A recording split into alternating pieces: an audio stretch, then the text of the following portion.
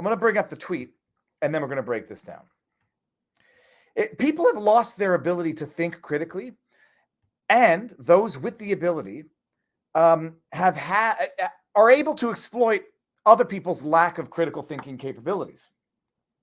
Case in point, Mehdi Hassan, as many of you might know him, the MSN propagandist, the taker down of reporters in his own mind. He's the reporter slayer because he got Matt Taibbi on his channel and bombarded him with attacks and overwhelmed him. And he scored a big fat W because he thought that he publicly lambasted and humiliated Matt Taibbi so that he no longer had to focus on and pay attention to the actual scandal that is the Twitter files.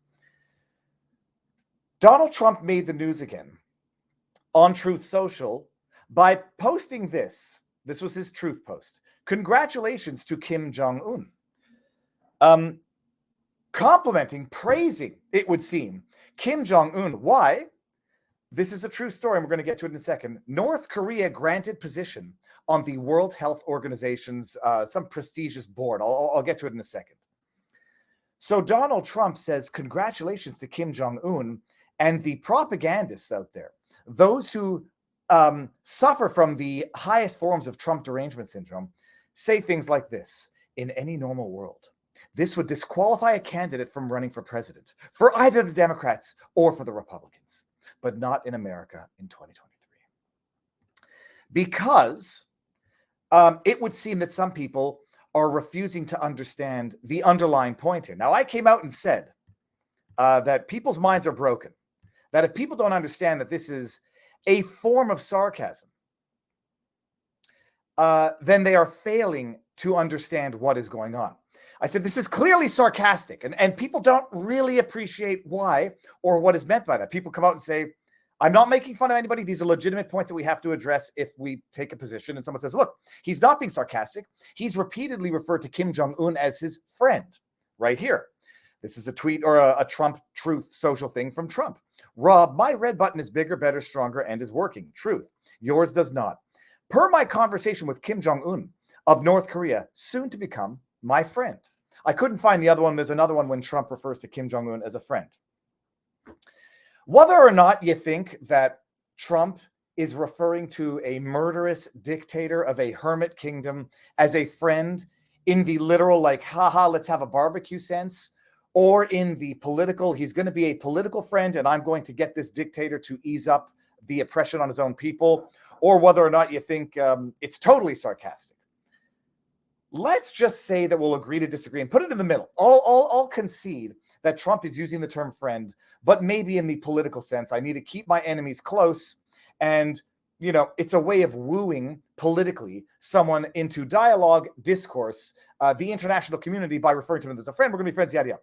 Let's even say that he thinks that way of Kim Jong-un. Those who have a memory or those who are remotely educated know that Trump does not think highly of the WHO. In fact, he loathes the WHO. Everybody knows. I just accepted the cookies and I didn't mean to do that. Trump loathes the WHO. He knows, has publicly said, it is a corrupt, incompetent, China-centric organization that seeks to basically strip nations of their autonomy and subject them to the New World Order, a one world government, a globalist institution. He said this repeatedly. When he was president, he announced his withdrawal from the World Health Organization. And I've got to say, mechanistically, I don't know what that looks like and how that operates. But he certainly said, we're going to withdraw. We're going to stop funding the WHO. In the same way, we're going to stop funding NATO because the West is funding these institutions that are taking their money and then effectively acting in a manner that's against the interests of the West. He said this. Anybody who knows this would understand where I'm going with this. Anybody who doesn't know this needs to understand that which they don't know before taking a hard position on a current issue. This is from 2020. He said that he would make good on his threat to withdraw from the World Health Organization, an unprecedented move that could undermine the global coronavirus response and make it more difficult to stamp out other diseases and threats. Because I think the word corrupt is in here. Is it? Yeah. Because everybody knows that there's this talk of this international treaty that should scare the living pants out of everybody of, you know, basically nations subordinating their national autonomy to the WHO. So Trump hates the WHO threatened to withdraw from it, said he would, and then the Biden administration came back and reiterated their commitment to stay in the WHO. If someone regards someone as a friend, would they sincerely congratulate them for joining an institution or being appointed to an institution that they don't like? Maybe. Maybe. Others might understand that when you congratulate someone on having been appointed to an institution that you think is a corrupt, loathsome institution that you should withdraw from, maybe there's something more to that compliment, and it's not actually a compliment, but maybe something of an insult. If not to Kim Jong-un, because you think he sincerely means that they're buddy, friends, maybe it's a critique of the WHO. And so what ends up happening is you get the Mehdi Hassans of the world and all those other anti-Trumpers. Not that I'm a pro-Trumper, I just understand things as to how they're meant and intended. But you get people coming out and saying Trump is an actual, he's an authoritarian dictator. Look what he's doing. He's complimenting his buddy Kim Jong-un. It's offensive. He's complimenting a murderous dictator. How awful is that?